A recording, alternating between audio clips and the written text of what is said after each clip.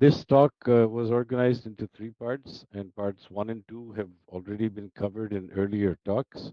And a part of the third section was also covered in a previous talk, which is the very ancient India.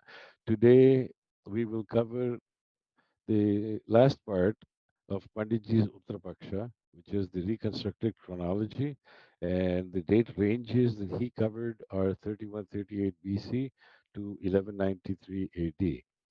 So when we are looking at dates this old, 3138, we have to first keep in mind that the Christian calendar that we are used to, the AD BC calendar that we are used to, was put together and put into use in the 6th century AD. So the question is, for a date 3,000 years before that base year, before Christ, we have to ask ourselves, how were dates represented in India that far ago? So, in order to answer that, I think we have to introduce a topic called Indian eras. In other words, we have to understand how dates were represented in India in olden times, based on which we will determine the true sheet anchor for Indian history, which is the Mahabharata War.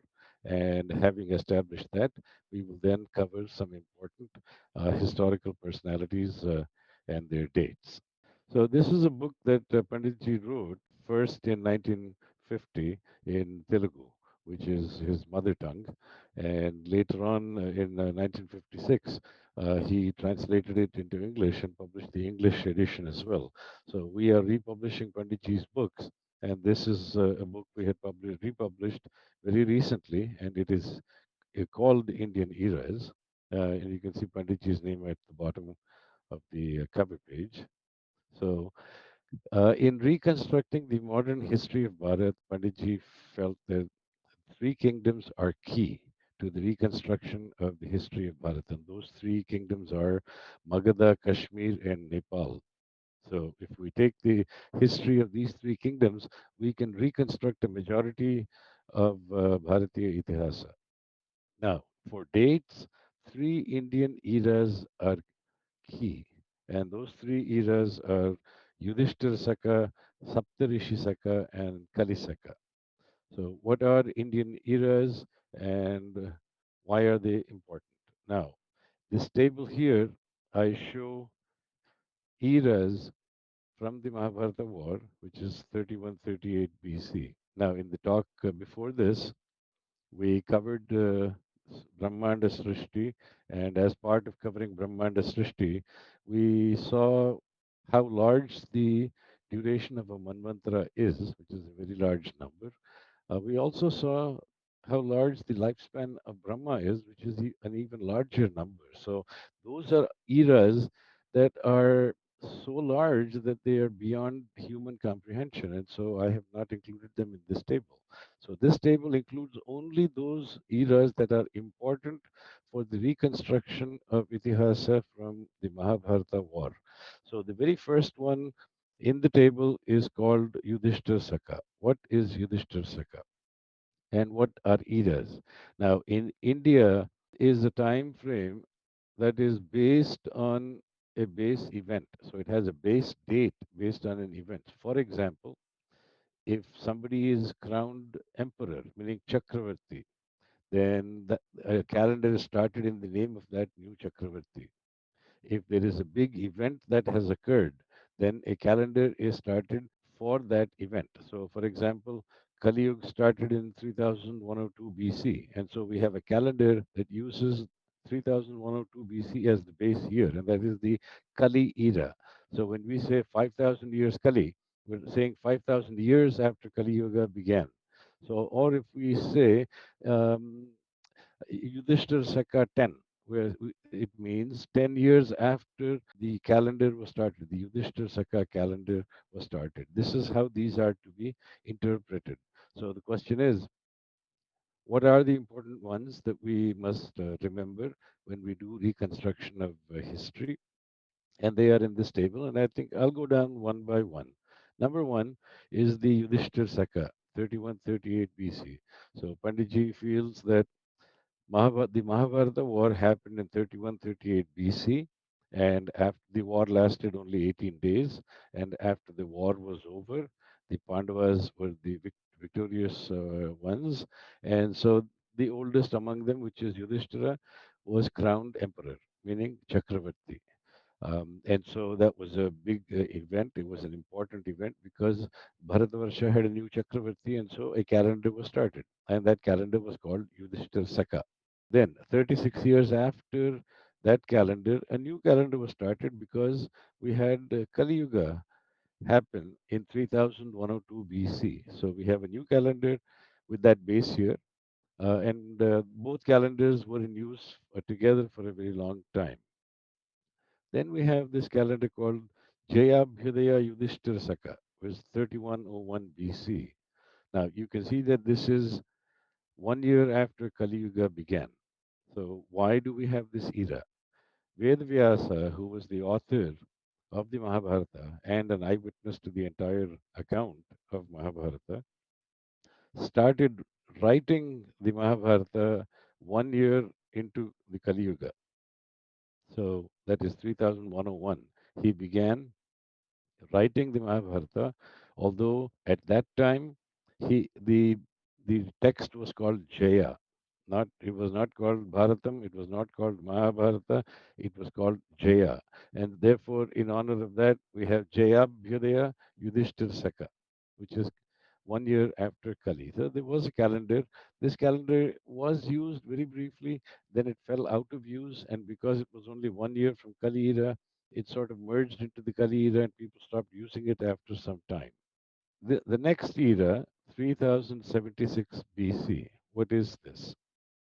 3076 is called Yudhishthira Kala Saka or the Saptarishi Saka, Laukik Abda, Lokakala, or Kashmir Abda. These are all different names for the same calendar. So let's look at the first one. Yudhishthira Kala Saka. It means this calendar was started with the Swargarohana of Yudhishthira, and that is why it is called Yudhishthira Kala Saka. It is also called the Saptarishi Saka because, according to astronomy, you have the Saptarishi Mandala that actually moves in retrograde motion. And as we saw yesterday, there are 27 nakshatras in the Bhuvarloka.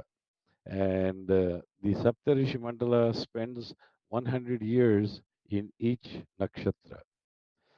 And after 100 years, it then moves to the next um, nakshatra in retrograde motion. So 3076 marks the completion of 100 years of the Saptarishi Saka in the Magha nakshatra.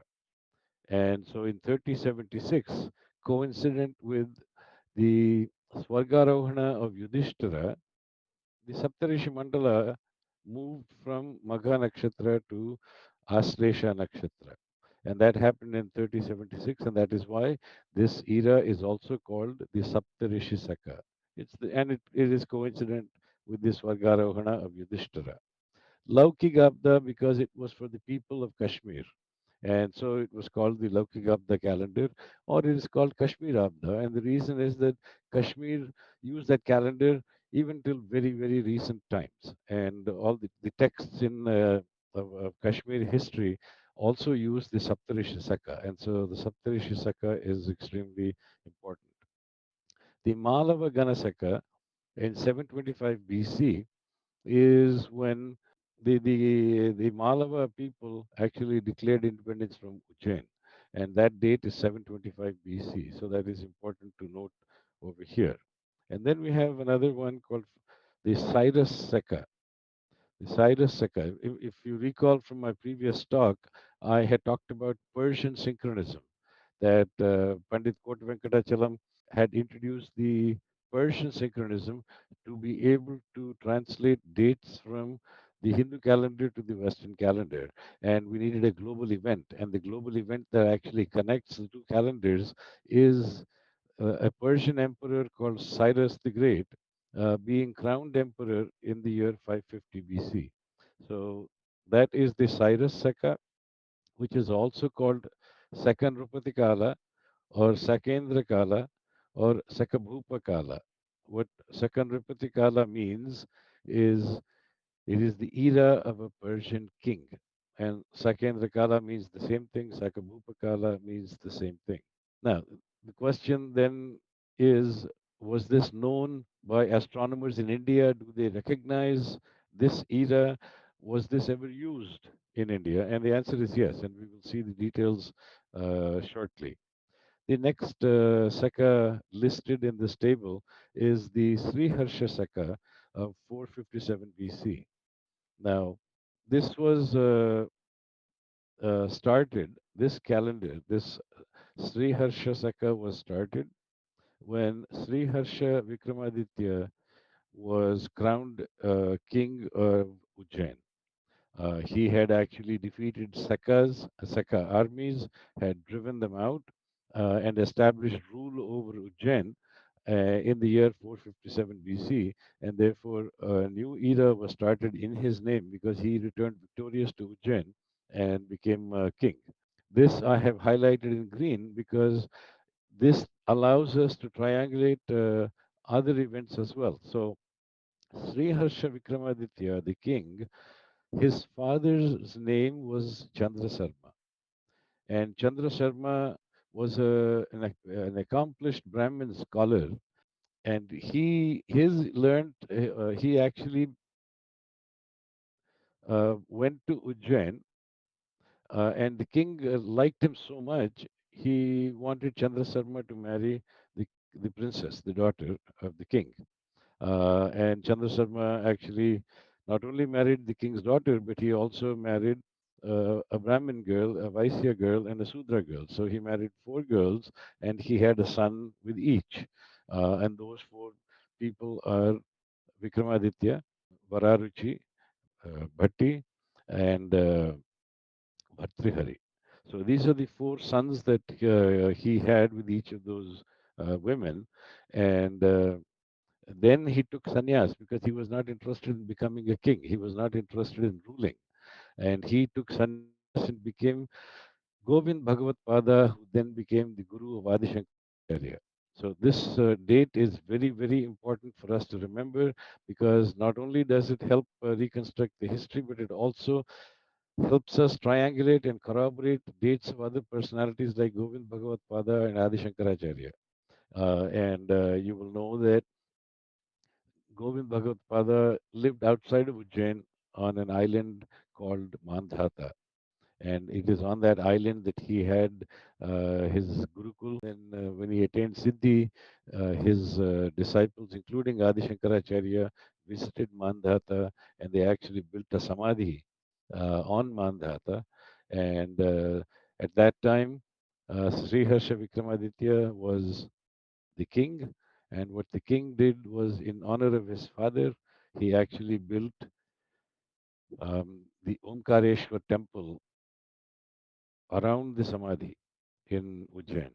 So the Jyotirlingam at Ujjain is actually built around Govind Bhagavad Pada's Samadhi. So this is very important for us to remember. The Gupta Saka started in 327 BC. And the Guptas were actually the contemporaries of Alexander the Great. But although Alexander made Chandragupta Maurya the contemporary of Alexander, and thereby starting distortions in Indian history, but it's important to know that Alexander's contemporaries in 327 BC were the Gupta kings. The next the next two calendars, I think, are very popular because they are still in use. They are the Vikram Samvat and the Salivahana Saka. Now, if you open a Panchang, you will find the current year. So for 2023, if you open a Panchang, you will find the 2023, which is the ADBC representation. You will find that represented. You will also find that the same year will be stated in the Kali era, the same year will be stated in the Vikram Samvat, and the same year will be stated in the Salivahan Saka. So you will find these three representations in addition to the ADBC representation. So this, in brief, are the important Indian eras that we must keep in mind as we are trying to reconstruct uh, yeah, Bharatiya Itihasa. So let's go over Kali Yuga, for example. I have some notes here. Kali Yuga was an astronomical event. It was astronomical. Seven celestial bodies were in conjunction in the Mesha Rasi. Uh, and that was the event that occurred. It coincided with Sri Krishna's Nidhyana. This happened on February 20th, 3102 BC at this time. And the procession is amazing because it was an astronomical event, and the procession really is amazing. The date was Pramadi. The name of the year was Pramadi, Chaitra Sukla Pajami, which was a true Yugadi. So people who have heard the name Yugadi or Ugadi um, in recent times, it is known as the New Year for states like Andhra Pradesh and Maharashtra, where it's called Gudi Padwa. But this Ugadi is not the correct meaning of the New Year. What Yugadi actually means is the beginning of a new Yuga. So in this particular case, this was a new Yuga because Dwapar Yuga ended and Kali Yuga started. And so this was a proper Yugadi. And our Panchangas were also changed. And they no longer said Dwapar Yuga Turiya Pade, which is the fourth quarter of Dwapar Yuga, to Kali Yuga Pradame Pade, meaning the first quarter of Kali Yuga. So our Panchangas also changed, acknowledging this event of Dwapar Yuga ending and Kali Yuga starting. And that is the significance of the Kali era. And because it's an astronomical event, this is non negotiable in a way. And there is consensus among all scholars and Dharmagurus that 3102 is when Kali Yuga actually occurred. The Cyrus era. So we had talked about the Persian synchronism that Pandit Kota Venkatachalam introduced. Now the question is, the Cyrus Seka is also called Sekakala, Sekanrupatikala, Sekabhupakala. So the question is, was it known to astronomers and did they use it? And the answer is yes. And we find that Vriddhagarga used this in his text on astronomy called Garga Samhita. Now, Vriddhagarga lived around 500 BC, 500 BC.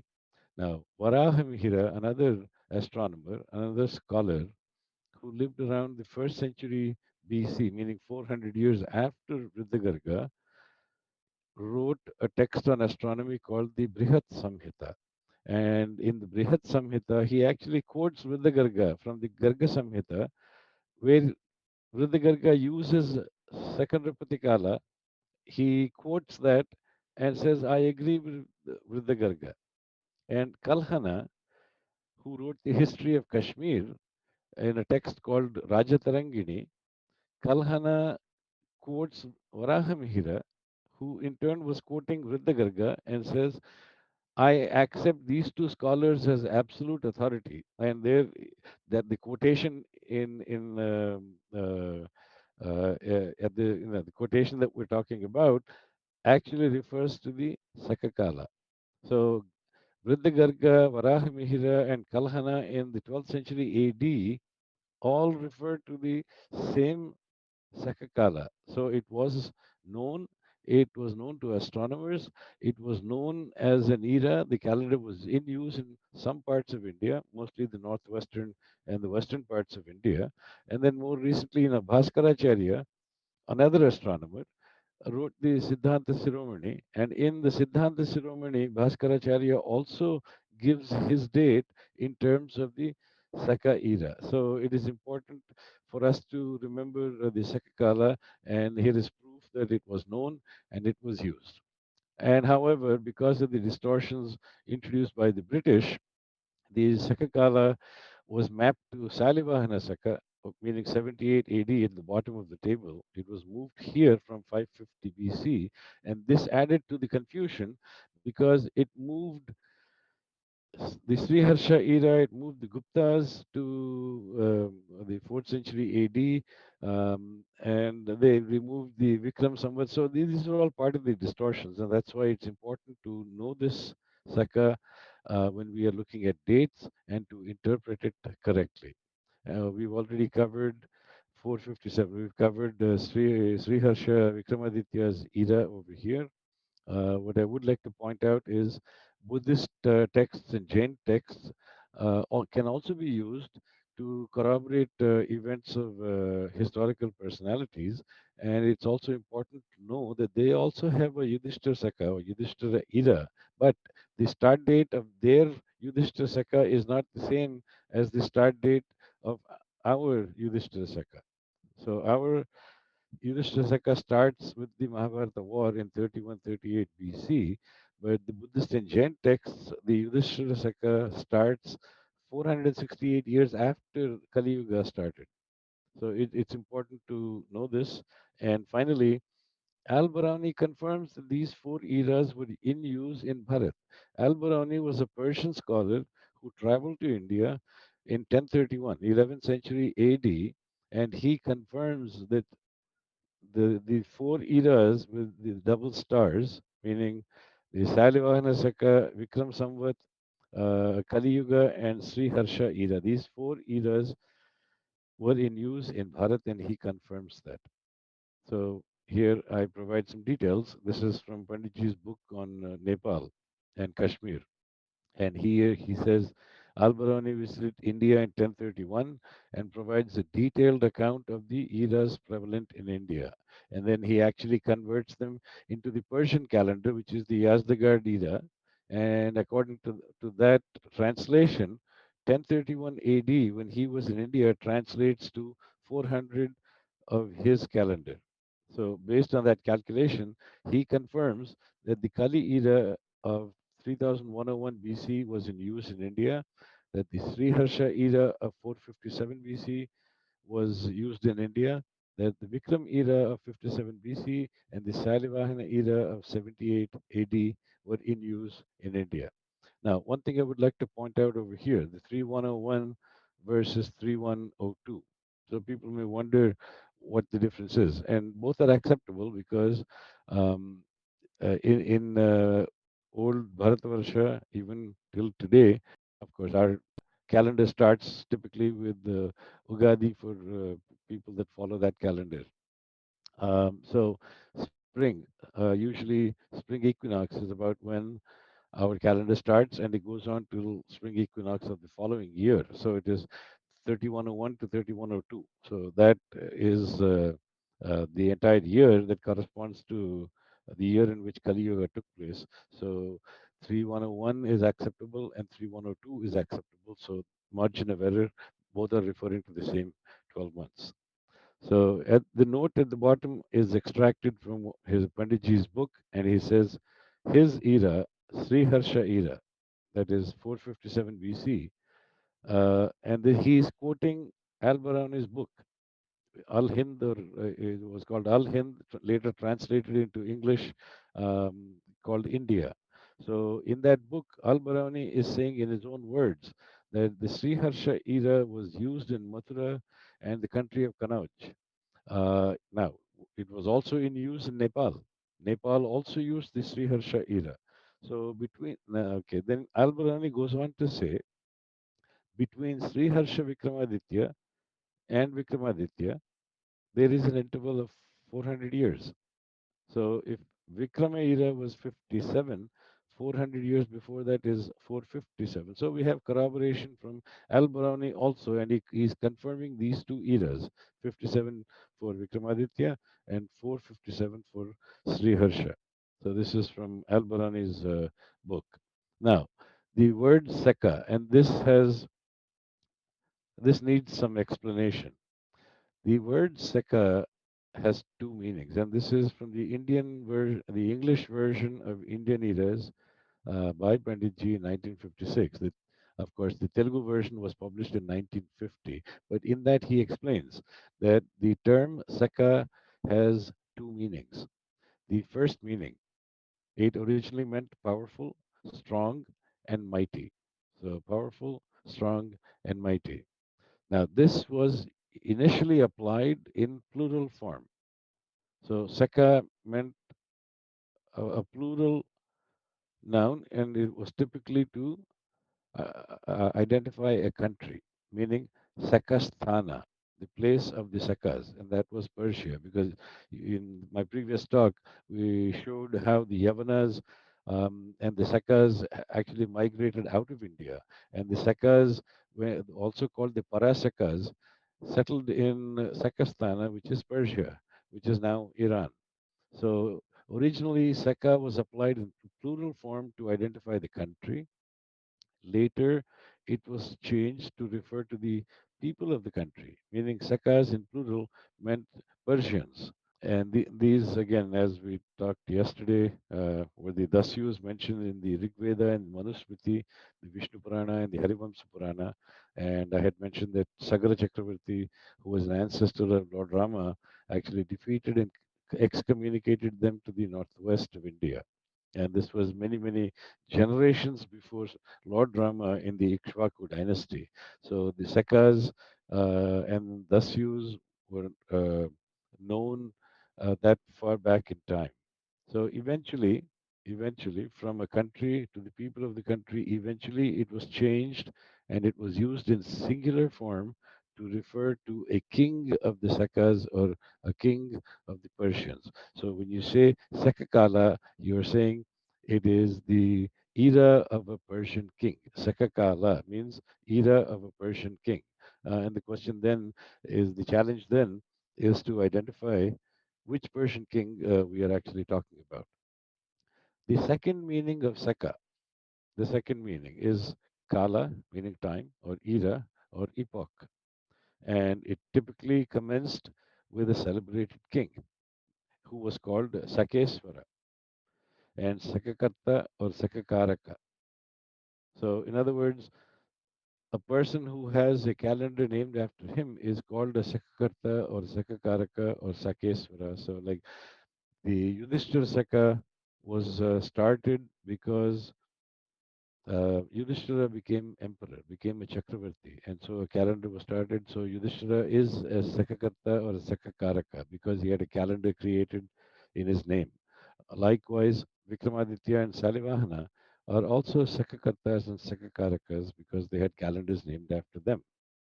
But in the distortions that the British applied in India, they translated Sakakala as Salivahana Saka, and that was to compound the distortions made by them.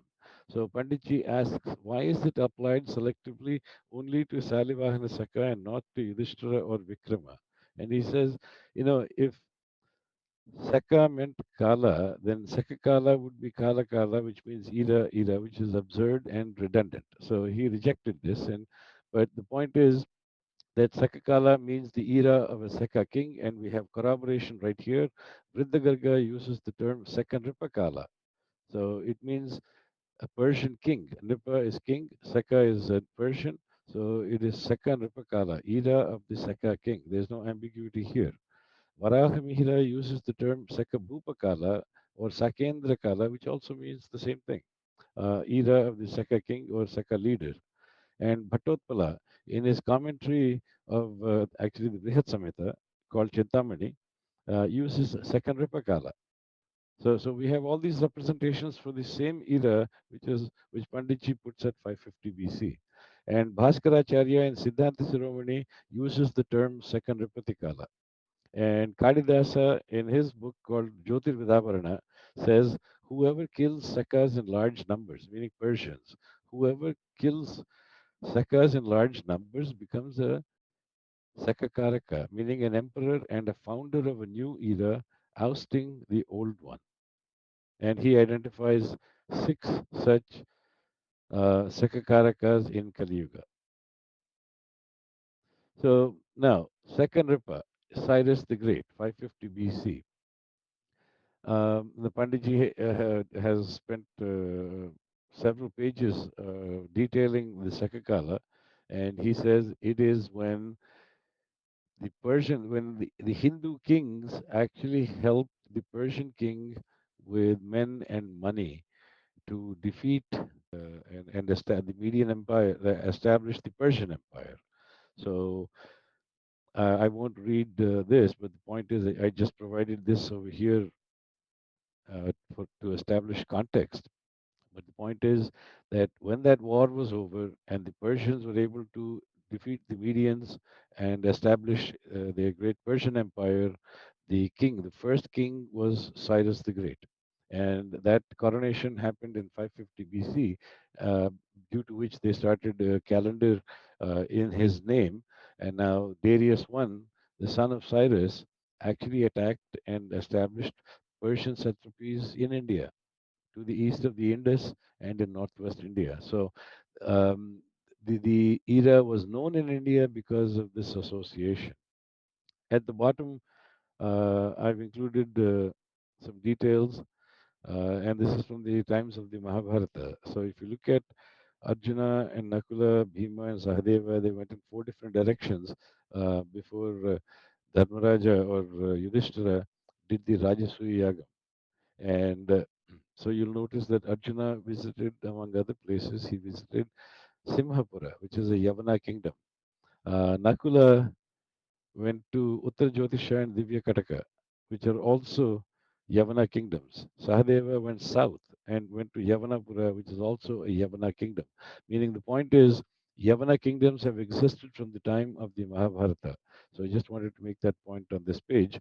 Um, but the Cyrus era was known in India and used in India by great astronomers. It was not common people, it was great astronomers who understood what they were writing, and they actually used the Sakakala. Now, on this slide, I try to show in two tables the distorted eras and the reconstructed eras. So on the right, where my cursor is, you will find the Sekas as distorted by the Western Indologists.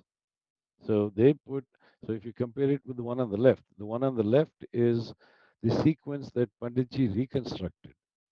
Now, Yudhishthir Saka coincides with the Mahabharata war. The Britishers and the East India Company removed and changed that to 1931 BC. And Kali Yuga 3102, they moved to 1895 BC. Jayabhyudaya Yudhishthir Saka, they removed entirely. They do acknowledge Saptarishi Saka in 1869, but they don't use it. Malavagana Saka, they actually moved to 57 BC. So by moving it from here to here, they removed Vikram Samvat. Remember, we talked about Vikramaditya and Salivahana being removed from Indian history. So they did that by mapping the Malavagana Saka of 725 BC to 57 BC. They removed everything in between. Salivahana Saka was mapped to the Saka Kala, which is actually 550 BC. So from 550, they moved it here. And the Guptas were moved from 327 BC, from Alexander's time, to the 4th century AD. And Sri Harsha of 457 BC, they actually moved to 606 AD. And this was all of these distortions were done deliberately and knowingly, but the reconstructed eras should look like this from top to bottom. So this is a summary of resequencing of the eras based on Panditji's reconstruction of chronology. So now that we are familiar with these, let us look at how some of the dates were established. The Mahabharata war in 3138 BC, Panditji feels is the true sheet anchor. And over here, I've tried to provide a very high level set of evidence data, and I try to provide internal evidence from the book itself, astronomical evidence, and inscriptional evidence. So, as I said, Panditji relied primarily on texts, and he corroborated with other disciplines such as astronomy and inscriptions. So, if we look at internal evidence, Vyasa, the author, was an eyewitness to the account of Mahabharata, and He clearly says that the war took place 36 years before Kali Yuga began. 36 years before Kali Yuga began.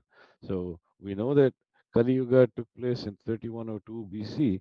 So adding 36 to 3102 BC gives us 3138. So this is straightforward.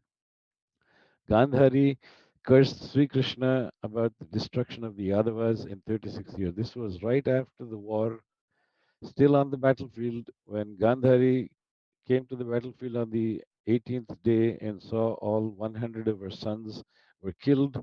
She cursed Sri Krishna because she felt he was responsible for that destruction and said the Yadavas would be destroyed in a similar way in 36 years. Another data point is that Yudhishthira sees bad omens 36 years after the war at Kali Yuga. Then Sri Krishna also sees bad omens 36 years after the war at Kali Yuga. So there is plenty of internal evidence. I've just taken a sampling of three or four just to make my point here. And of course, Panditji cites a lot more evidence. But as far as the astronomical evidence is concerned, we talked about the Saptarishi Mandala. Now, the Saptarishi Mandala, as I said, spends 100 years at each nakshatra. So it entered the Magha Nakshatra 75 years before Kali Yuga began. And when was that? This was at Yudhishthira's coronation at Indraprastha in 3177 BC. This is not Hastinapur, this is Indraprastha, much, much before the war, when the kingdom is divided and half of it is given to the Pandavas and half to the Kauravas. Yudhishthira becomes a Chakravarti by performing the Rajasuya Yagam, and it is at that point he is made emperor of Bharatavarsha at Indraprastha in 3177, and that is 75 years before Kali Yuga. And it can be validated by the fact that the Saptarishi Mandala entered Magha at that time. And since the Saptarishi Mandala spends 100 years, when did it leave Magha? The Saptarishi Mandala left Magha and entered Aslesha at Yudhishthira Swargarohana in 3076. So from so 3177 to 3077. And as I explained, our year straddles calendar years, and therefore 3077 and 3076 are referring to the same year. So the Saptarishi Mandala entered Magha in 3177, stayed there for 100 years, left Magha, and that coincided with Yudhishthira Swargarohana, which is when the Saptarishi Saka started. This is the relationship between those three dates. Now, Varahamihira, as I had mentioned earlier, is quoting Vrindagarga in referring to Yudhishthira Swargarohana in 3076 to identify the Cyrus era. Now, what does he do? What Vrindagarga said was that Yudhishthira was ruling Hastinapur in the Sandhi, in the time between Dwapara and Kali. So from between Dwapara Yuga and Kali Yuga, in that time period, Yudhishthira was the ruler in Hastinapur. And then he goes on to say that if you subtract 25, 26 years from that time, you yes, if you subtract 25, 26 years from that time, you get the Sakakala, which is 550. So 3076 minus 25, 26 gives you 550. So Varahimihira quotes Vrindagarga and agrees with that and says that if you add 25, 26 to the current Sakakala, you will get the time of the king that was ruling at the time, which is Yudhishthira. So Kalhana reasserts Varahamihira and Rajatarangini in referring to Yudhishthira Swargarohana. So this is represents knowledge of the Sakakala known by astronomers, and here we have just looked at three astronomers who have actually used it, and this is the astronomical evidence. So in the Rajatarangini, Kalhana actually says that the Saptarishi era happened in Kali 25. So 3102 minus 25 or 26 gives you 3076. So, and so if you have that, then 100 years before that is when Yudhishthira was made emperor at Indraprastha. You subtract 26 years, you get Kali Yuga. To that, if you add 36 years, you get the date of the Mahabharata war. So this is the astronomical evidence that can be used to determine the same thing. In terms of inscriptional evidence, I've just provided a few. There is the famous Aihole inscription in Karnataka, where they actually tampered some of the letters on the inscription, and Panditji says that the letter Sa was a distortion. If it is changed to Ga, the sloka's meaning changes and it gives you the correct result of the Mahabharata war in 31-38. So, because of paucity of time, we're not going into detail, but I just wanted to mention that you have inscriptional evidence also that point to the Mahabharata war in 31-38. Then you have Janamejaya, who is the son of Parikshit, who is the grandson of Arjuna.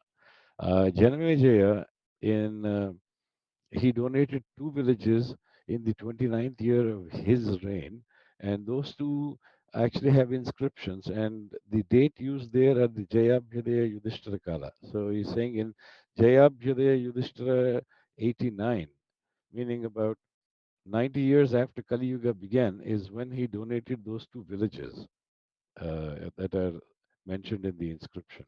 Then you have King Sudhanva of Gujarat, or near Gujarat, in the year 2663 of Yudhishthir Saka, honoring Adi Shankara. So Sudhanva and Adi Shankara were contemporaries. Adi Shankaracharya actually visits Sudhanva in his court. Sudhanva at the time was a Jain. He was following Mahavir Jain, but after listening to a pravachan by Adi Shankara, the pravachan was so powerful that he converted from Jainism to Advaita Siddhanta. And that there was a copper inscription that he presented to Adi Shankaracharya at that visit. And the date on that is 2663 Yudhishthir Saka, which translates to 477, which also happens to be the year of the Niryana of Adi Shankaracharya. And of course, there are numerous other dates in the Yudhishthira Saka and the Gupta era which reference the Mahabharata war. Now, Saptarishi Mandala. We have talked about the Saptarishi Mandala. Now, the Saptarishi Mandala spends 100 years in each nakshatra and it moves in retrograde motion. It actually completes one revolution of the Jyotish Chakra in 2700 years, because remember there are 27 nakshatras, and 100 year in each nakshatra means it takes 2700 years to complete that cycle. And how is this useful? It can be used to validate dates. And where is this mentioned? The Matsya Purana mentions it. The Vayu Purana mentions the movement of the Saptarishi Mandala. A text called the Kali Yuga Rajavrittanta also provides more treatment on this topic. It provides a lot of detail. So, what does the Matsya Purana say? You have these slokas, 38 to 41 and 47.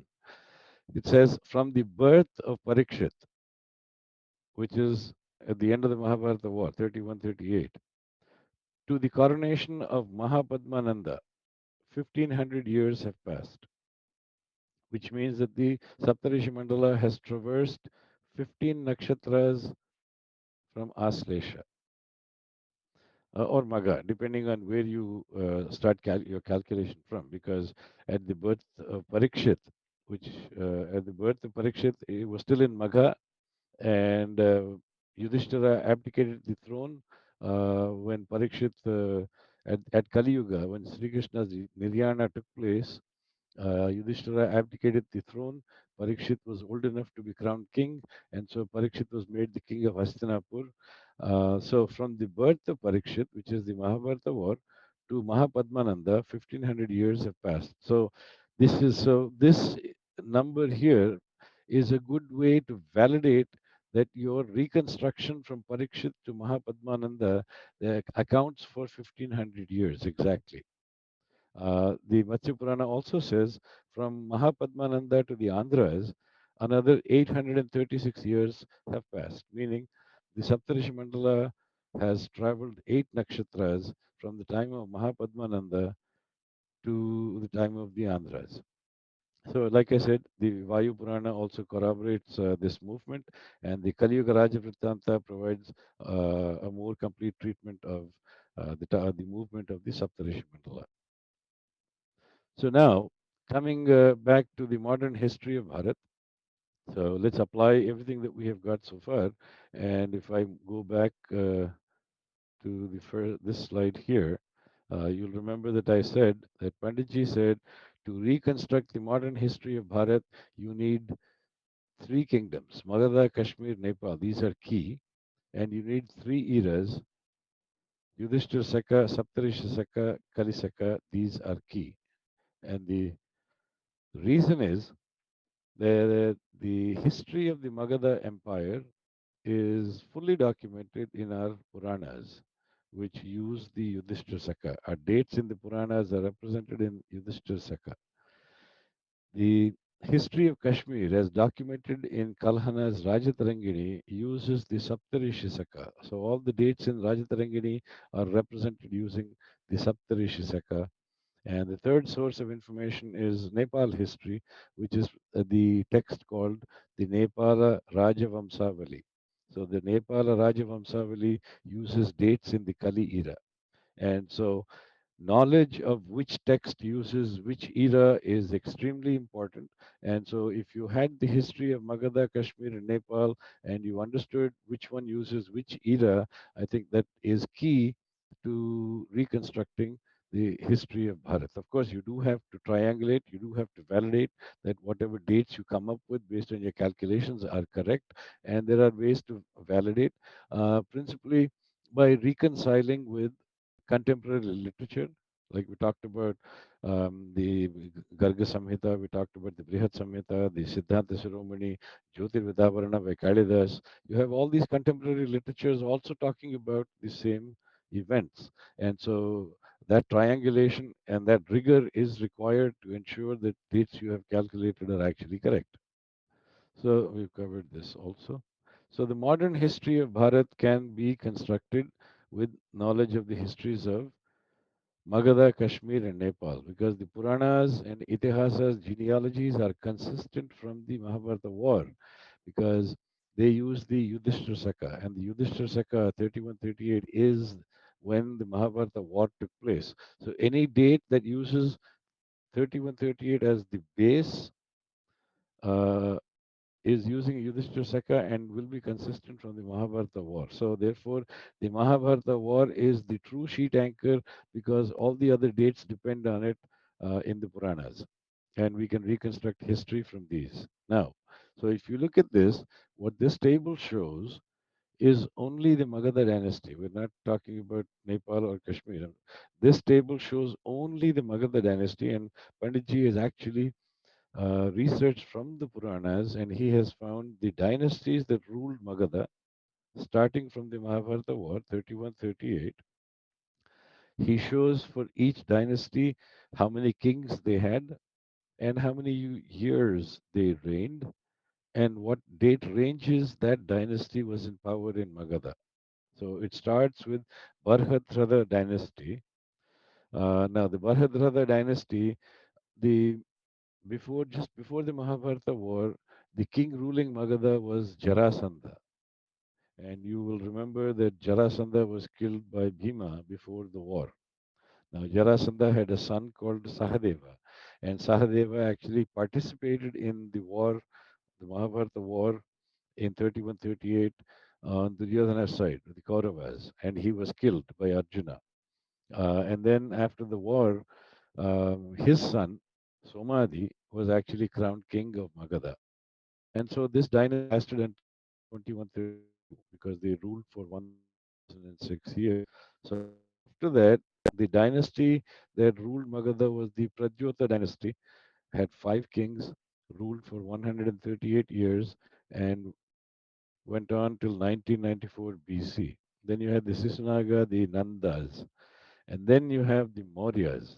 Chandragupta Maurya belongs to this dynasty, and Chandragupta Maurya was the first in the Maurya dynasty.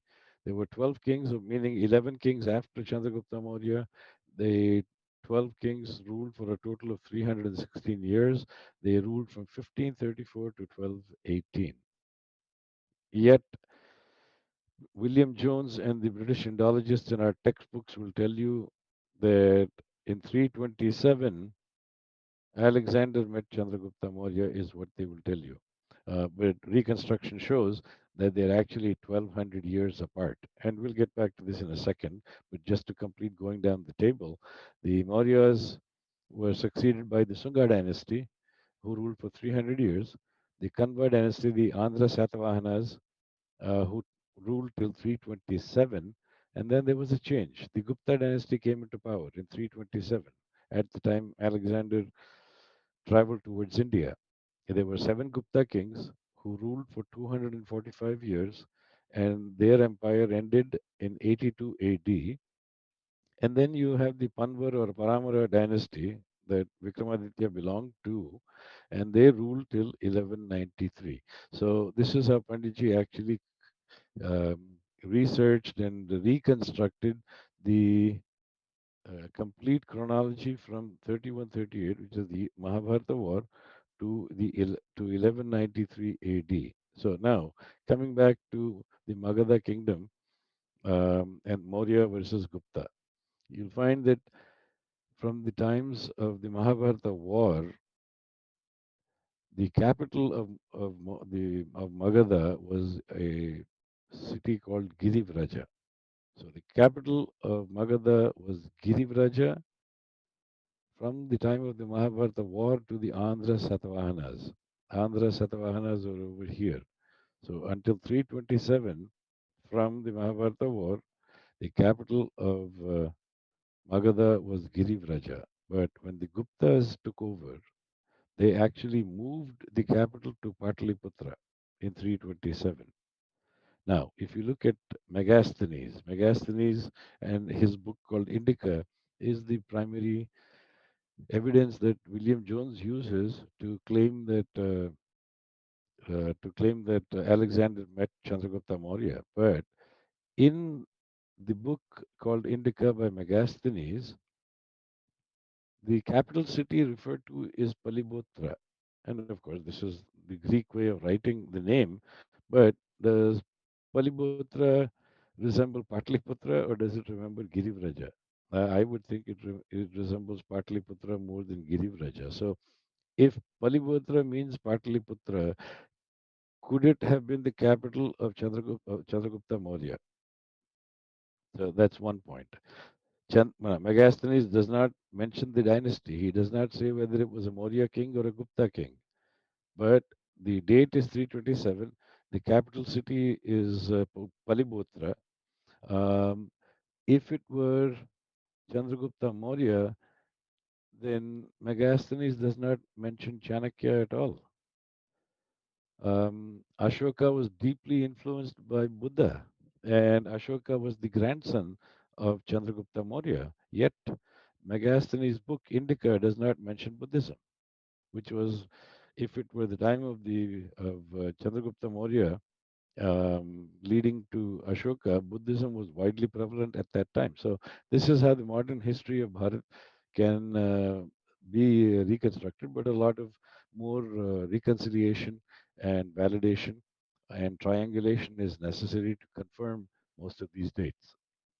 So if you look at the dynasties that existed at the Mahabharata war, Hastinapur ended about a couple of hundred years after the war, but Ayodhya, Nepal, Kashmir, Magadha lived on for a very, very long time.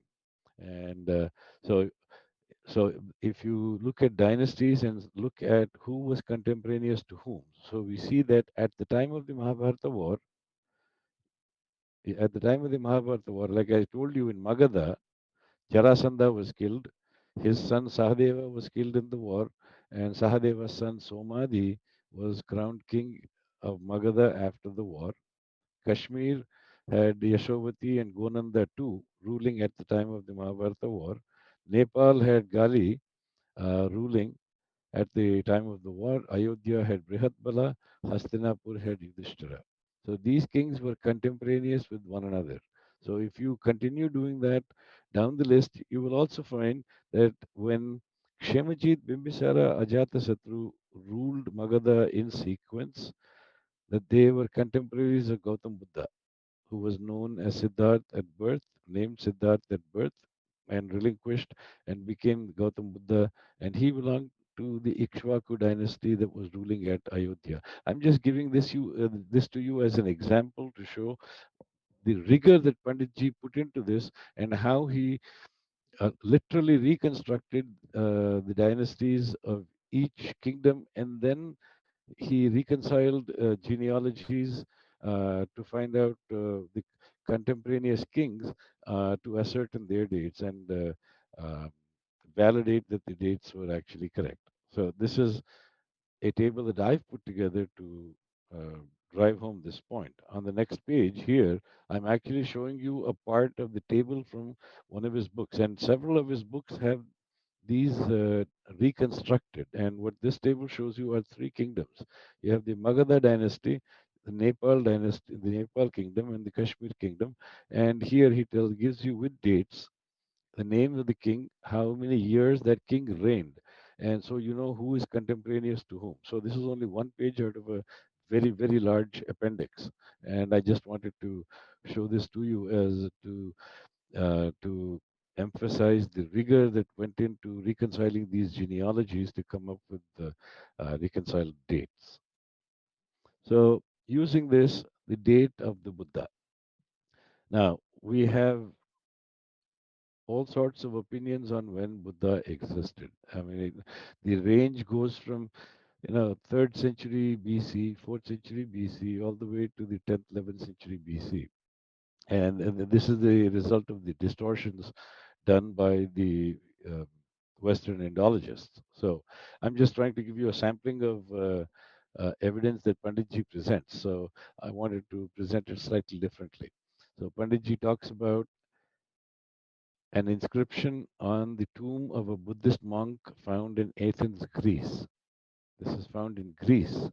And in Greece, we are talking about the tomb of a Buddhist monk. So a Buddhist monk would have existed only after Buddha. And Buddhism becomes a religion which is to be spread. Now, the date on that is 1000 BC. So the reason I'm presenting this first is if you have the tomb of a Buddhist monk in 1000 BC, you can reject all later dates for the date of Buddha.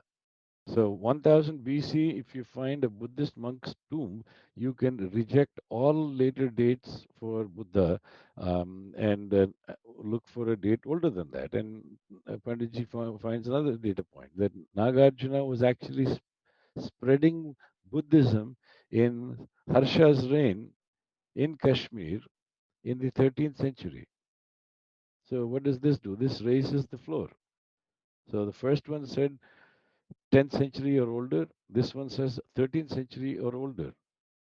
Then, if you look at genealogies, Brihatbala of the Ikshvaku dynasty was killed in the Mahabharata war because Gautam Buddha also belonged to the Ikshvaku dynasty of Ayodhya. But at the time of the Mahabharata war, Brihatbala of the Ikshvaku dynasty was killed by Abhimanyu. And if you look at that genealogy, let me go back and you can see that genealogy. The 22nd, 23rd, 24th kings of the Ikshvaku dynasty were Shuddhodana, Siddhartha, and Rahula. So here, Magadha dynasty, Kshemadjit, Bimbisara, Ajatasattu were contemporaries of Siddhartha. So this is these were the contemporaries across these two kingdoms. So, and there, oh, I don't show it on this table, but if you look at the actual genealogy, you will find Suddhodana, father of Gautam Buddha, and Siddharth, Gautam Buddha himself, and then his son Rahula, were the 22nd, 23rd, 24th kings of the Ikshvaku dynasty. And because they were contemporaries of Kshemajit, Bimbisara, Ajatasattu, who were the 31st or 32nd, 33rd kings of Magadha, you can determine it based on dates that you might find. And you find that Ajatasattu's coronation occurred in 1814 when Buddha was 72. 1814, 19th century BC. Buddhist texts say that Buddha left his body in 1807 BC when he was 80 years old. And then there is astronomical proof that his nirvana actually occurred on March 27th, 1807, which is Vaisakha Purnami, Purnima Purnami. So this is how the date of Buddha can be established. That he was born in 1887. It lived till he was 80 years old, and Nirvana occurred in 1807. Then the date of Ashoka. Now, Ashoka was the grandson of Chandragupta Maurya. Now, the coronation of Ashoka was in 1472, 15th century BC, 335 years after Buddha. Buddha was in the 19th century, Ashoka was in the 15th century, and the time separating them was 335 years. And as we discussed yesterday, there were no Greeks in the time of Ashoka, not in the 15th century. There were no Greek states in the 15th century BC. The Greeks do not mention Ashoka because Greece didn't exist. Now, what's also important to know is by legislative decree in the 5th century, the terms referring to city states and regional identities were banned, meaning Iona, the use of the word Iona to denote Ionia was banned, and it was all replaced with the term Greek. And this happened 500 BC. So no inscription after 500 BC would be using the term Yona. If you find an inscription using the term Yona, from this it is clear that it is older than 500 BC. And what the British have done, what the Western Indologists have done, is they have moved Ashoka to the 3rd century, Buddha to the 4th century, uh, because they found inscriptions that talk about Yona kings. And the Yona kings, they thought were from the 3rd, 4th century. And so this was their way. They offered this as proof that Yona kings, meaning Greeks, invaded India, which is not true because Yavanas were not Greeks, they were Indian. Anyhow, so I just wanted to mention this because we will run into this again on a later slide. So, and Ashokan inscriptions do not refer to Greeks, nor do they refer to city states either. And Yavana and Yona are very ancient words. Yavana is a Sanskrit word, Yona is a Prakrit word. These are not foreign words, and they have been known from the time of Manusmriti, from the time of our Manu. Adi Shankaracharya. This is the mischief of Max Muller. Max Muller dates Adi Shankaracharya 788 AD, whereas Panditji establishes 509 to 577 BC as the date range for Adi Shankara. So, what are the evidences that we have? Number one, 10 disciples of Adi Shankaracharya wrote his biography. 10 disciples. And of those 10 disciples, the most authoritative um, biography is one written by a person called Vishnu Sarma. Um, Now, Vishnu Sarma was a childhood companion of Adi Shankaracharya. They went to the same Gurukula together. Vishnu Sarma, after Adi Shankaracharya becomes a sannyasi, Vishnu Sarma becomes Adi Shankara's disciple. And after taking sannyas, his name changes to Chitsukacharya. So Chitsukacharya wrote an authoritative text called Brihat Sankara Vijaya. So all 10 biographies are called Sankara Vijaya. Now the one that Vishnu Sarma or Chitsukacharya wrote was called Brihat Sankara Vijaya. And in Brihat Sankara Vijaya, Chitsukacharya says that Adi Shankaracharya was born in the samvatsar called Nandana. Nandana Nama Samvatsare, Vaisakha Sukla Panchami. In the month of Vaisakha, in the first fortnight, the Sukla fortnight, Panchami, in Kali Yuga 2593. So we have a clear date from Brihat Sankara Vijaya in the Kali era that this is when Adi Shankara was born. Then we have Guru Paramparas, Dwaraka, Kanchi, and Puri. All three of these are, if you look at the Guru Paramparas and the lists of the Pithadipatis, then they are consistent with this date of birth of Adi Shankara. They all agree with Kali 2593 as the birth date of Adi Shankara. And I've also provided some other significant dates in Adi Shankaracharya's life. This is when his Upanayanam took place. This is when he became a sannyasi. His guru was Govind Bhagavad Pada at Amarakanta, where he studied for 2 years. And then his guru Govinda Padacharya Bhagavad Pada told him that he taught Adi Shankara everything that he could, and said if he still wanted to learn and wanted to find a guru, he asked Adi Shankara to meet his own guru, who was Gaudapadacharya, who lived at Badrikashram. So Adi Shankaracharya travels from Amarakanta in Ujjain to Badrikashram in Kashmir and stays there for 4 years. And the same year, his mother passes away, then the Brahma Bhava of Govind Bhagavad Pada also. So this is the evidence we have from Brihat Sankar Vijaya. The evidence we find from Jain texts, the Jina Vijaya talks about the life of Mahavir Jain, who is the 24th Tirthankara. And in Jina Vijaya, uh, they talk about Kumarila Bhatta.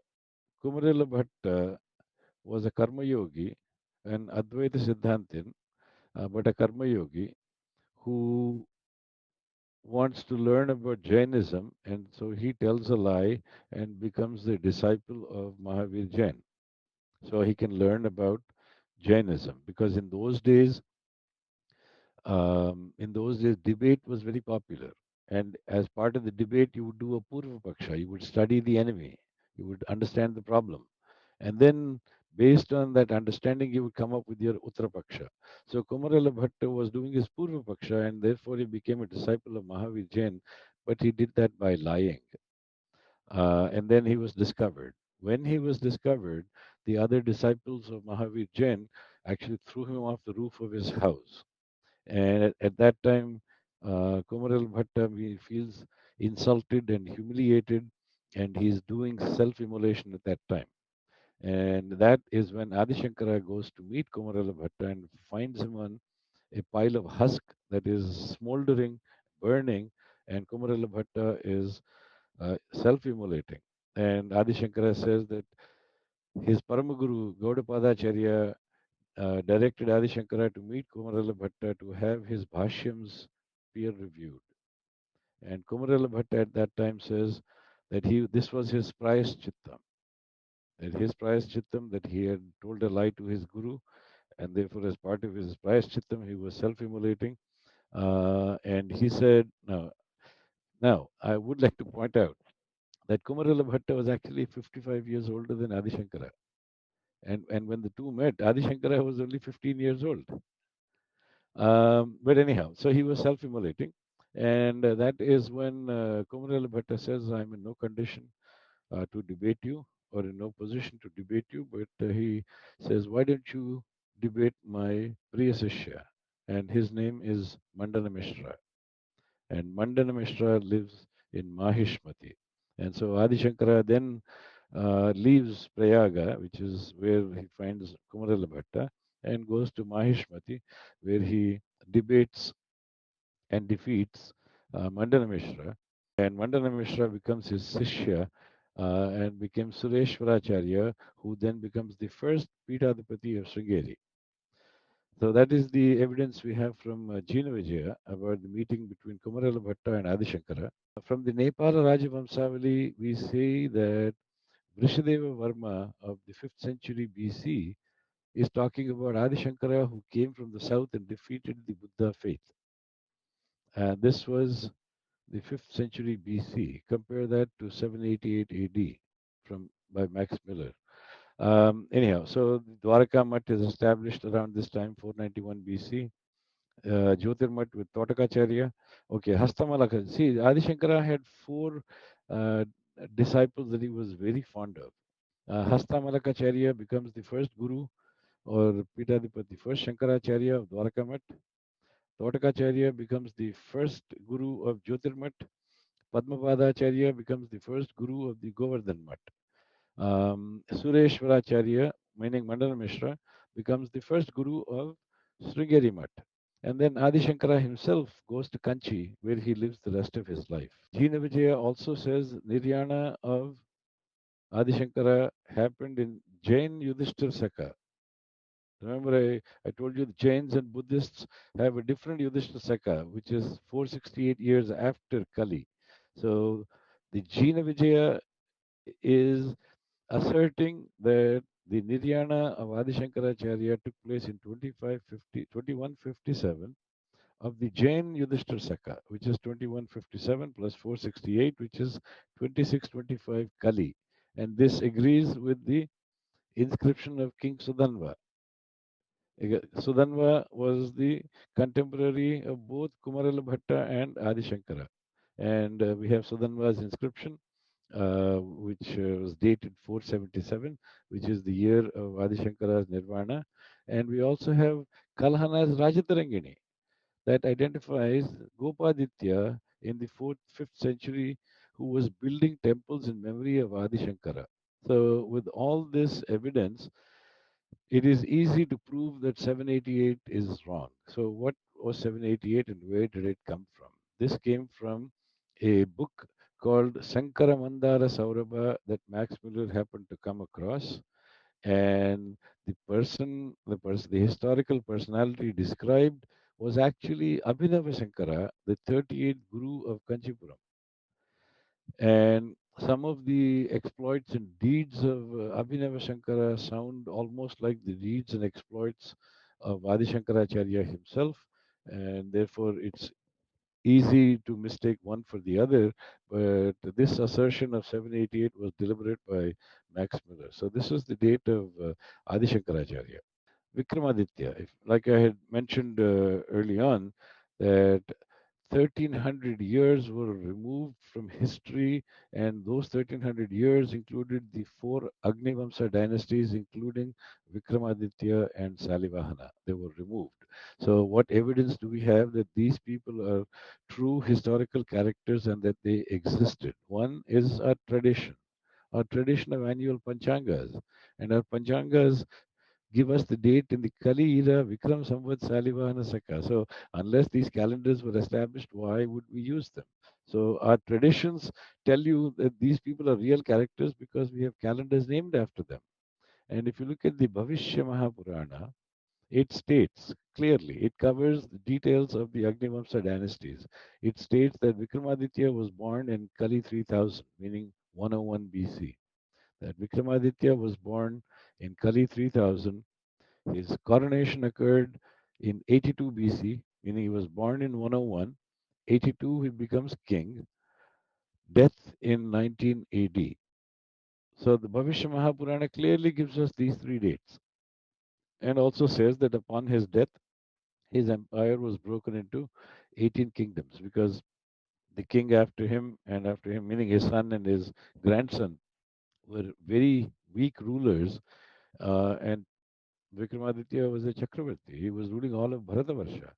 So when that strong Chakravarti died and the son was weak, then people took advantage of the situation. You had invasions, and that the empire was broken into 18 kingdoms.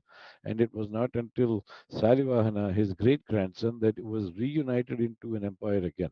Now, what other evidence do we have? Kalidasa's Jyotirvidavarana. This is a text on astronomy. Kalidasa was not only a poet, in addition to kavyas, he actually wrote texts on astronomy. And Jyotirvidavarana is a text on astronomy, and in the text itself, Kalidasa says that he was writing it in 3068 Kali, which is 33 BC. He dedicated the book to his patron king, the emperor at Ujjain, called Vikramaditya. And just so that there is no ambiguity, he identifies himself as the author of Raghuvamsam and Jyotirvidavarana. So that there is no confusion because the English have confused us and they have said, oh, there's more than one Kalidasa, there's more than. So they have confused us with these kinds of assertions. So the point is, there was only one Kalidasa, and just in case there was a second, to avoid ambiguity, Kalidasa in his text identifies himself as the author of Raghuvamsam also. And in that, he also narrates the conquest of the Sakas, meaning the Persians. The Persians attacked; they were always attacking. So he narrates the conquest of the Sakas and describes the vastness of Vikramaditya's empire. He identifies Varahamihira as his contemporaries. There were 9 Navaratnas in Vikramaditya's court, and Kalidasa identifies all 9 of them. And it turns out that Varahamihira and Kalidasa and Vikramaditya were contemporaries in the first century BC. What I have here in parentheses is a quote from Varahamihira himself. Now, Varahamihira, also being an astronomer, wrote the Brihat Samhita. He also wrote a text called Panchasiddhantika. And in Panchasiddhantika, he gives his own date. He says that he was writing that text in Sakakala 427. So if Sakakala is 500, the base year is 500, you subtract 427 from 550, 123 BC is when Varahamihira wrote Panchasiddhantika. Other contemporaries of Kalidasa in Vikramaditya's court, there's Hariswami, who also says, who wrote a bhashyam on the Satapatha Brahmana and said he was in charge of dana and dharma for Vikramaditya. And Kalidasa finally identifies 6 Sakakartas in Kali Yuga and their capitals. And the names are as follows: Yudhishthira, Vikramaditya, Salivahana. These are 3. Well, at Kalidasa's time, he had seen Yudhishthira. Well, he was aware of Yudhishthira Saka, he was aware of Vikrama Saka. The other 4 is a future prediction by Kalidasa. Salivahana came after Kalidasa, and these 3 are yet to come. And Kalidasa was actually making a prediction into the future and said you will have 4 more Sakakartas, meaning you will have 4 more people who will have calendars named after them. Other sources of evidence on Vikramaditya, you have Jyotisha Palaratnamala, who was also in the court of Vikramaditya, and he says he was patronized for 70 years by the king Vikramaditya. Then you have the Siddhanta Siromani. Bhaskaracharya indicates that Vikram era ends 3179 years after Kali, which coincides with 78 AD, which is when the Salivahana Saka starts. Nepal Rajavamsavali. The Nepal Rajavamsavali says that it was not until Nepal was conquered by Vikramaditya that he became a Chakravarti. So Vikramaditya actually travels to Nepal. Without a war, he convinces Amsuvarman, the king, to become his Samanta and thereby establishes an empire. And while he was in Nepal is when Vikram era was started. In Kali 3044, when Amsuvarman agrees to become his Samanta, the empire is complete, and that is 57 BC. And this is from the Nepal Rajavamsavali. In Rajatarangini, we find that Vikramaditya appoints Matrigupta in Kali 3115 in 14 AD. 14 AD, the king of Kashmir dies without a successor, and Vikramaditya, who is the Chakravarti, actually appoints Matrigupta as the king of Kashmir. But Matrigupta abdicates in 19 AD when he hears of the passing of Vikramaditya. Al-Barauni identifies Vikrama and his era of 57. A Buddhist text also mentions Vikramaditya.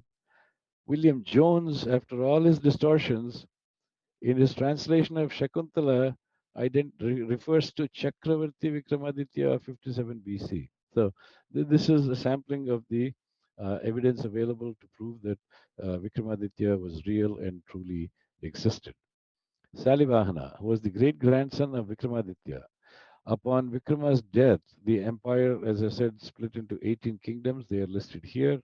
The rulers of these kingdoms were actually incompetent. From 19 AD, which is when Vikramaditya passed away, and 78 AD, when Salivahana became Chakravarti. They had incompetent rulers, and that encouraged invasions by Sakas, Mlechas, who plundered these small kingdoms.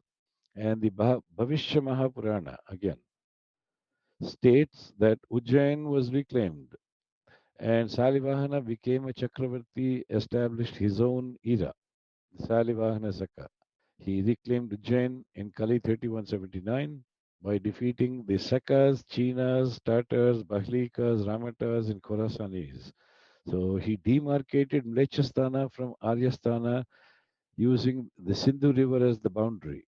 So west of the Sindhu rivers was for the Mlechas, Aryasthana was east of the Sindhu River. He also performed the Ashwamedha Yaga and ruled for 60 years. So Salivahana was not a Saka king. So why should that be called Sakakala? So the Sakakala cannot be referring to Salivahana because he was not a Saka. And our tradition is that Panchangas based on Salivahana Saka are still in use. And as I said, Kalidasa had made a prediction. So the six Sakakaras identified by Kalidasa are shown in the table here on the right. Now, the first column has the name of the founder of that calendar, of that era. So Yudhishthira, Vikrama, Salivahana, we have seen. The last three are yet to come. Now, the duration of the era before it is superseded by a new calendar is in column 2. And the Yudhishthira Saka lasted for 30, 44 years when Vikramaditya became Chakravarti, and the capital of Yudhishthira was Hastinapur. Vikrama ruled for 135 years, and his capital was Ujjain. And Salivahana, his calendar lasted for 18,000, will last for 18,000 years because this was a future prediction by Kalidasa, and that the capital was going to be in the Salera Hills, and so on. So we can read the rest of the table.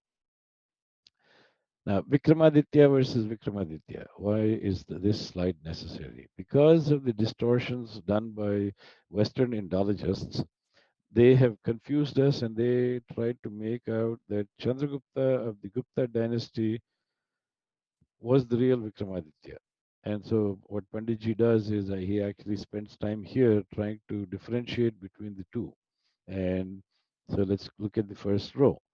Chandragupta of the Gupta dynasty, his name was Chandragupta. He was given a title of Vikramaditya. On the other hand, Vikramaditya of Ujjain, his actual name was Vikramaditya, his title was Harsha. So this is the distinction.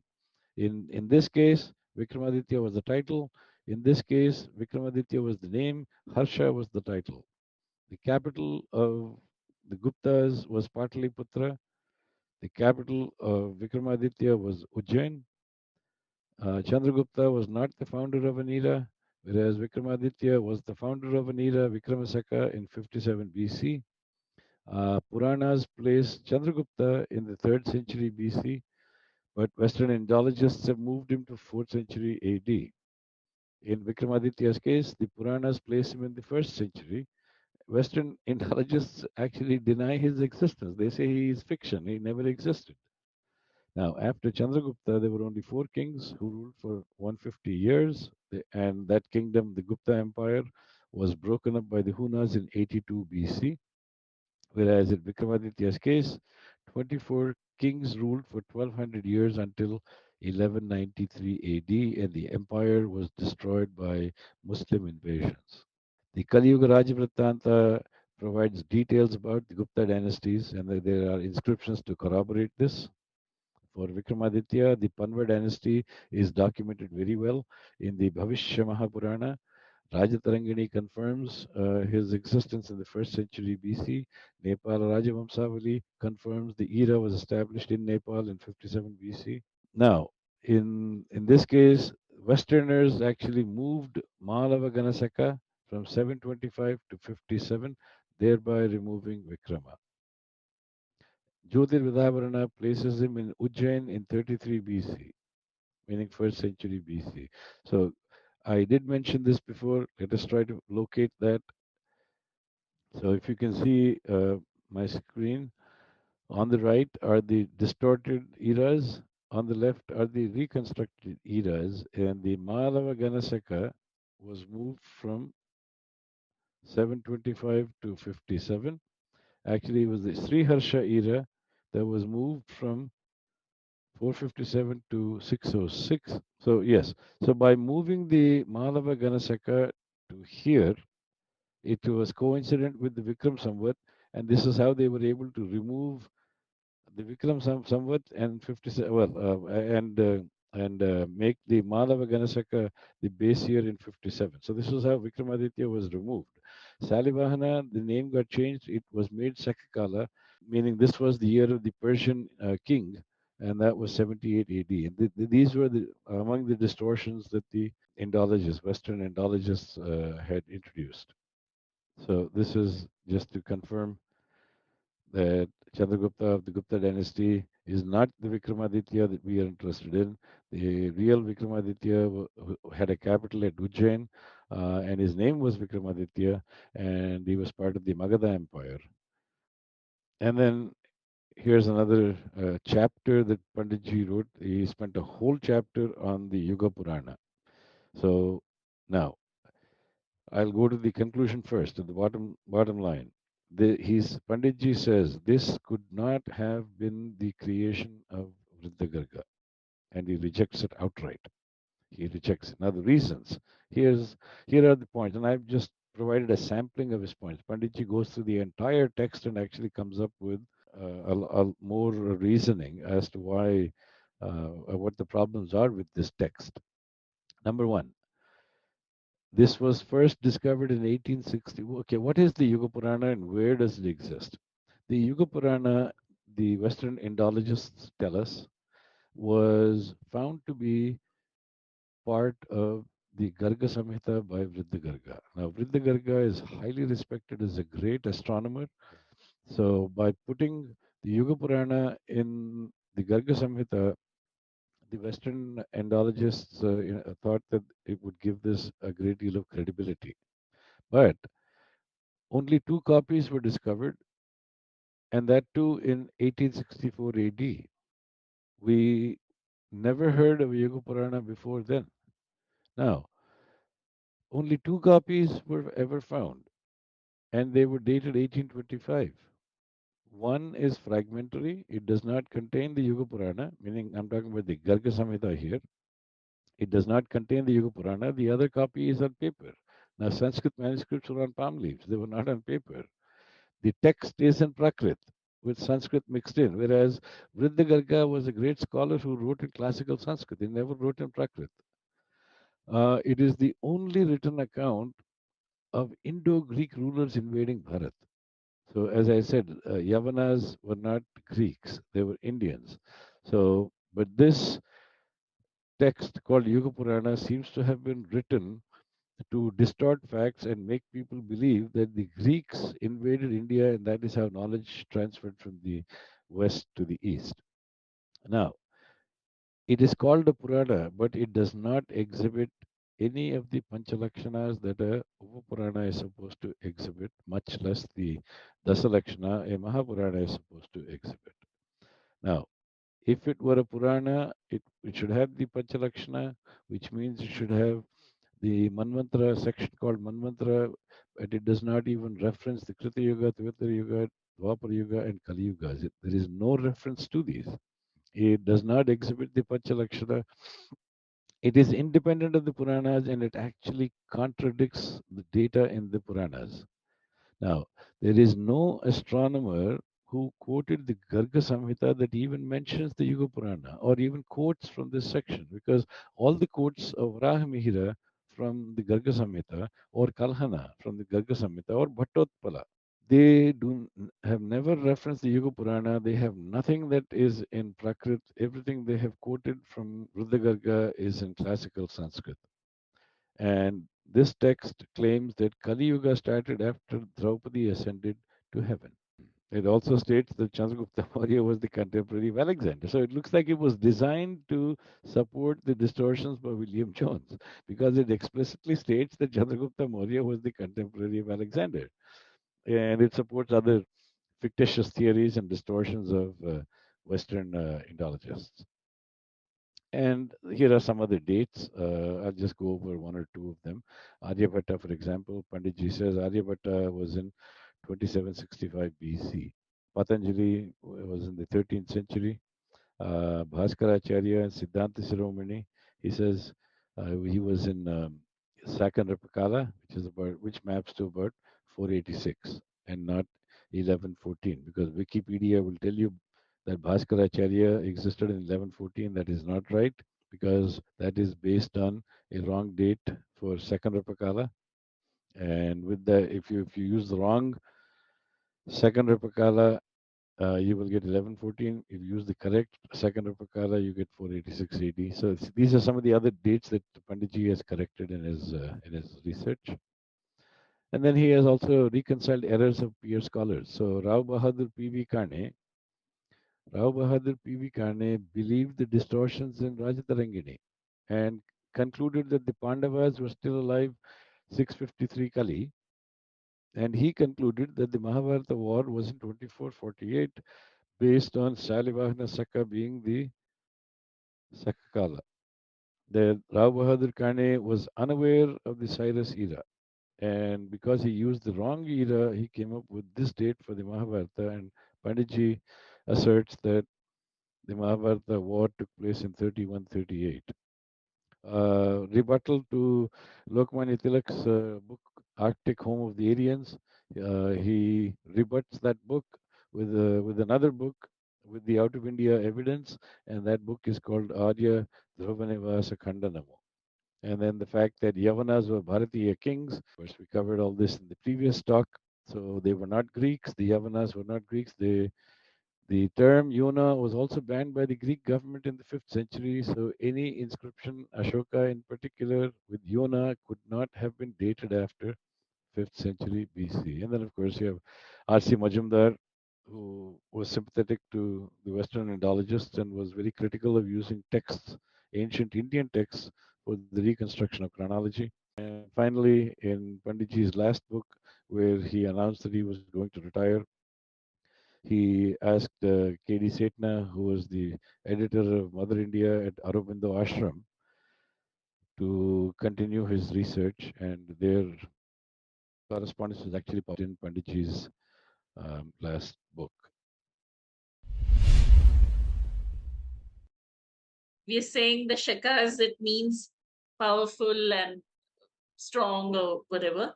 And then we are giving this name to the Persians who were actually defeated by the Bharatians, were thrown out of the Bharatvarsha, and we even helped them to defeat the Babylonians, etc. And then why are we calling them powerful, etc., etc.? And then taking our calendar to name our calendars, we are calling it Shaka. So, in fact, Swatantraveer Savarkar has argued that we should be using Shalivahana Samvat or the Kali Samvat, and we should not use the word Shaka. No, that is true. But no, that is true. See, again, two things. I think the first part of your question was that it was first applied to a country, and then it was applied to the people of that country, and then the meaning changed, and then it was referring to a king of Persia. So that is the origin of the name. So now the question is, why do we need that? The reason we need that is to be able to decipher the dates. So you have Vriddhagarga. Vriddhagarga gave us a puzzle. Vriddhagarga said, at the time of the Sandhi or Sandhya between Dwapara and Kali, Yudhishthira was reigning at Hastinapur. Then he also says, if you add 2526 to the current Sakakala, you get the Swargarohana of that king. So he uses Sakakala, and so we need to find out what Sakakala means. And that is why it became necessary. So if you add 2526, you get the Swargarohana of Yudhishthira. But to add 2526, you need to know what Sakakala represents. What number does it represent? And that is why it became necessary. It's not that it was important. It was important for reconstructing chronology, because this is the only clue we have. And Vriddhagarga says, I agree. I'm sorry. Varahamihira says, I agree with Vriddhagarga. And Kalhana in 12th century AD says, these are my gurus. I have absolute respect. I accept them as authority, and I agree with what they say. And he repeats the sloka. He quotes it again. And that is why it becomes important to determine the date of the Sakakala. Another part to your question, why are we using it in India? Now, why we use it in India is because Cyrus the Great was the one who established the era in 550 BC. Now, Darius succeeded Cyrus, and Darius actually attacked India. He conquered parts of India, and in the parts that he had conquered, they were actually using his calendar because he had administration there in those areas. And for their administrative documents, they were using the Cyrus era. So the Cyrus era was known in northwestern India, All right. Kashmir, Punjab, Gujarat. Uh, may we conclude that the word Shaka, it came from the Persian sources after they were thrown out. They were Indians only, they were Bharatians only, but and then it just carried on. And we did not carry it on even further. We can use Samvat now instead of Shaka, Correct. because And we do. Yudhishthira couldn't have used the word Shaka. I mean, it was known as Kali Yuga. Yuga was the prevalent word. No, no, Yudhishthira no, no, wouldn't no. have called it Shaka, right? No, no, no, no. Kali Yuga is one word. Kali Yuga is one word. Now it's Kali, Kali Seka, Kali Ida is what you use to determine the date. Now, Yudhishthira never declared Yudhishthira Seka. Okay, they called it Yudhishthira Seka because Seka in Sanskrit means epoch, era. There was a slide I had shown where it has two meanings. One meaning is era. So in the time of Yudhishthira, they said it is Yudhishthira's era, and they have a calendar based on when he became emperor. The second meaning is the Persian king, and therefore you have to know the context in which it is being used to determine what it is referring to. I have several more questions, but anybody else who wants to ask a question, please raise your hands, and then I'll go one by one. Um, so until somebody raises their hand, I'll ask my next question. In some historical books, in Savarkar's, Swatantraveer Savarkar's 6 golden pages in the history of Bharat, Bharatiya Itihasa Til Saha Soneri Pani, he has referred to Sri Harsha or Harshavardhan. Is it the same person? And as a Vaishya king, and that he was a Buddhist. Whereas you said that Sri Harsha's father was the guru of Adi Shankaracharya. So he was a Vedanta, Advait following the Vedanta. But his son, did he adopt Buddhism? Was it the same person? No, they're two different persons. No, no. So it depends on which Sri Harsha you're talking about. In fact, even in my slides, I go through the fact that the Sri Harsha era was moved to 606 AD. So first of all is Harshavardhan, who was a great admirer of Ashoka, who followed Buddhism, and Sri Harsha, the son of this No, the names are Adi similar. Shankara's father, Adi Shankara's guru. Is he the same person? Probably not. I don't think so because you have to remember the dates. I don't know which Sri Harsha is being referred to, but the two Sri Harshas that are important to chronology in particular are Sri Harsha Vikramaditya. This 457 BC is Sri Harsha Vikramaditya, whose father is Govind Bhagavad Pada, the guru of Adi Shankara, and that is why this era becomes important to us. The second is the East India Company officers uh, mapped this Sri Harsha era to 606 AD. They moved it from 457 to 606. And the Sri Harsha they are talking about here is Sri Harsha Siladitya, who was ruling in Kanauj. Right? Nepal was using the Sri Harsha era of 457. The only way they could shrink the history of Nepal was mapping Sri Harsha era from 457 to 606, and that suddenly compressed Nepal's history. Nepal's history spans 4,519 years. 4,519 years. And they reduced it by 3,400 years with a lot of mischief, one of them being mapping the Sriharsha era to Sriharsha Siladitya. Now, Correct, sir. Thank Sriharsha, you. It does look like Sri Harsha was not a Buddhist follower, but a Advaita follower, and he was also a great scholar, and he has written some books. I can't remember the names right now. no, quite And so, possible. yeah, Yeah, so it looks quite like they were two possible. different people. Yeah. They Uh, probably were. and Sir Vishnu Sharma, you mentioned one Vishnu Sharma, a disciple of Adi Shankaracharya. Um, and the name of the author of the Panchatantra also is also Vishnu Sharma.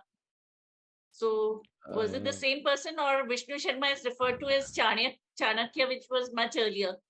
So, do no. you have any Chanakya clarification about that? Chanakya is different. Chanakya, of course, was the mentor to Chandragupta Maurya, which is the 16th century BC. But the Vishnu Sarma I was referring to was the childhood companion of Adi Shankara, who becomes his disciple later on. And he becomes Chitsukacharya. See, Adi Shankara's lifespan is only 32 years. And Vishnu Sarma was there with him from the very beginning, from the Gurukula times till the Nirayana of Adi Shankara. And so he Yes, was sir, in the best. I got it. I know the two people are different. Hmm. But my question is about the author of the Panchatantra. Was he Vishnu Sharma, whose Chanakya's name was also Vishnu Sharma? And this Vishnu Sharma that you referred to, who was the disciple of Adi Shankaracharya. So, can you shed light on, if you know, about who is the author? Was it Adi Shankaracharya's disciple or Chanakya, who was the author of Panchatantra? I do know it was not the disciple of Adi Shankara. Beyond that, I do not want to guess because I honestly don't know at this time, but I'd be happy to research it for you. Thank you so much, sir. I'll go to some other participant before I go on with mine own. Yashpalji, please ask your question. My question is that did you think about why they did all this distortion? Okay, actually, I have three questions really. Why they did it? What was the result of this distortion in human history, and how to reverse it? Now, why they did it is several reasons, and some of this is my conjecture as well. One, they used a small amount of force. They brought a military, and they were able to subjugate an entire country. With about 10,000 people, they were able to control a few million people. Now, to perpetuate that and to justify their ruling over India, they said, okay, we have a common ancestor who was more intelligent than the two of us, and both of us derived from knowledge from that ancestor. So that's the Aryan invasion theory. So the point is, honestly, Europe had very little to show. For example, the England itself, UK itself, did not exist till the 8th century. Until then, the Vikings were invading, Germanic tribes were invading. It was not UK till the 8th century. So they didn't have much of a history to begin with. Now, and their entire history had been looting other people. You destroy another kingdom, you loot that kingdom. There was very little constructive stuff that happened in Europe. Whereas when they came to India, they found a society that was intellectually evolved and was peaceful and was not interested in war. And so when they found that much of advancement in intellectual curiosity and accomplishment, they could not accept the fact that they had to learn from the East. And so they had to create something else from which even the East and the West uh, derived their knowledge. So this was an artificial construct for this and to colonize us even intellectually. See, with physical colonization was easy because they had guns and we didn't have guns. But the point is, intellectual colonization is when we start referring to ourselves by the epithets that they use for us. That is when intellectual colonization is complete. And so Macaulay removing the education system, transplanting with something else, and us learning our history from their books was part of this effort of intellectual colonization. So, as a result of this, a lot of our education and science, technology, a lot of things went to the West for free. And these people they were the worst violators of intellectual property rights, and they talk about intellectual property rights today. So, that was one part of it. So, now the third part was how do we change it when one is to know the truth? So, why is history important? So that you know your identity, you know where you came from, and therefore you know where you should be going. So, I hope I've answered all three parts of your question. Yeah, the way I look at it is that I'm looking at it from outside in. Okay, that hey, yeah, they did it. That is precisely it is taking place. I mean, when any fight takes place, people abuse each other. You see, rather than looking at it, hey, what is the problem, and solve the problem and move ahead. You see, our history, the philosophy, so-called Hindutva, is more that take a worldview. Okay.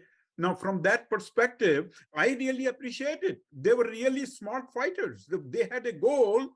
Hey, okay, we want all the wealth and how to fight these guys. And they were extraordinary in their thinking. I see that takes place today. In any warfare, there is misinformation.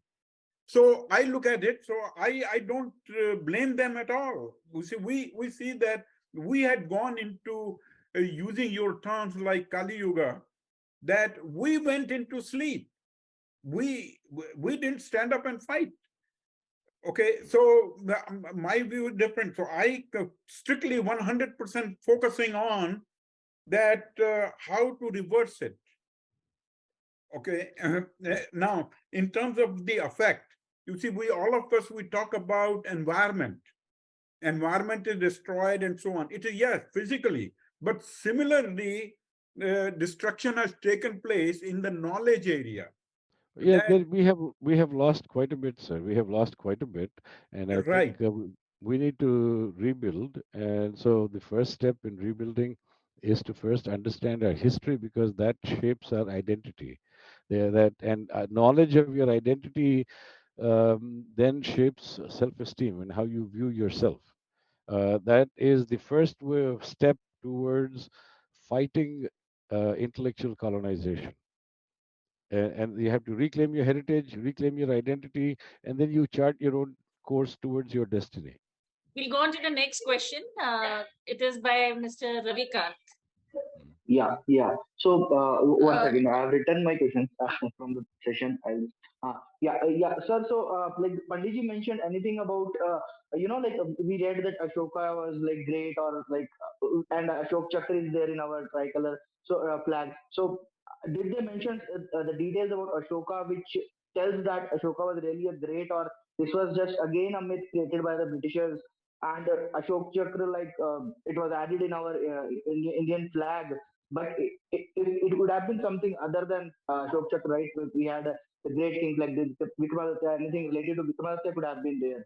But how these things came, No, Panditji does acknowledge that there were a lot of humanitarian missions that Ashoka actually sent out to the frontiers of his kingdom.